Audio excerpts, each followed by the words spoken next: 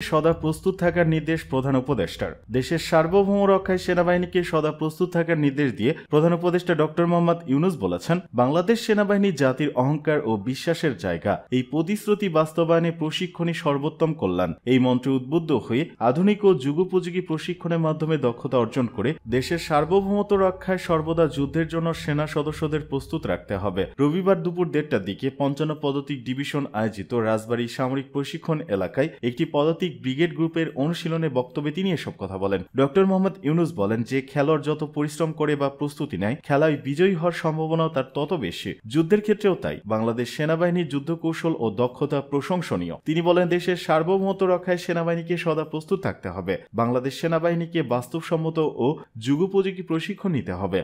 এদিকে হাসিনা পালানোর 5 মাস আওয়ামী লীগ সমর্থকদের যে বার্তা দিল প্রেস সচিব।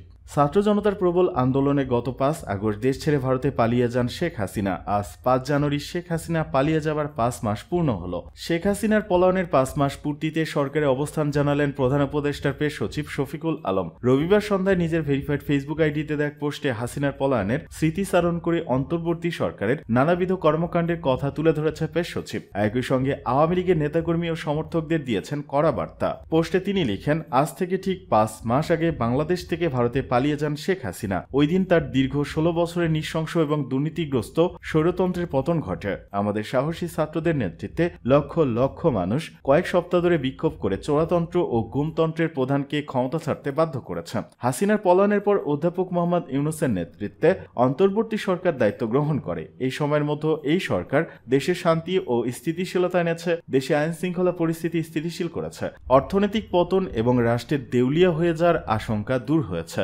গত 5 মাসে রপ্তানি বেড়েছে ব্যাপক হারে। হাসিনা ও তার সহযোগীদের বিচার করতে সংশোধনপূর্বক বিশ্বব্যাপী গ্রহণযোগ্য আন্তর্জাতিক অপরাধ ট্রাইব্যুনাল গঠন করা হয়েছে। গণহত্যায় জড়িত অনেক আওয়ামী লীগ নেতাকে ইতিমধ্যে গ্রেপ্তার করা হয়েছে। আরও শত শত নেতাকে গ্রেপ্তারের অভিযান অব্যাহত রয়েছে। ইতিমধ্যে হাসিনাকে প্রত্যাবর্ষণের জন্য ভারতকে চিঠি দিয়েছে অন্তর্বর্তী সরকার। তবে আমরা এখনো ভারতের কাছে আনুষ্ঠানিকভাবে কোনো জবাব পাইনি। তবে জুলাইয়ের বিপ্লবের প্রায় 1,500 মানুষকে হত্যার বিচার ও জবাবদিহিতার মুখোমুখি করতে আমরা শেখ হাসিনাকে বাংলাদেশে ফিরিয়ে আনার প্রচেষ্টায় নিরলস থাকব।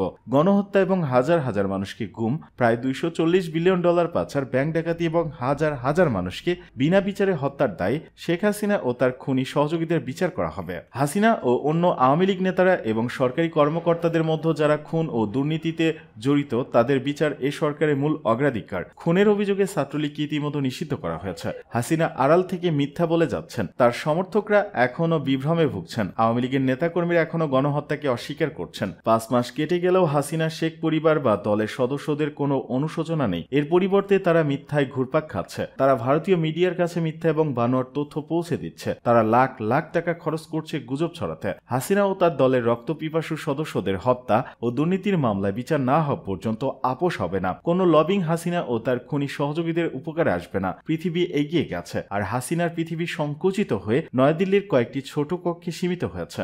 আওয়ামী লীগের কর্মীরা যতই হাসিনার শাড়ির আঁচল আঁকড়ে ধরবে, দলের জন্য বিপদ ততই বড় করবে।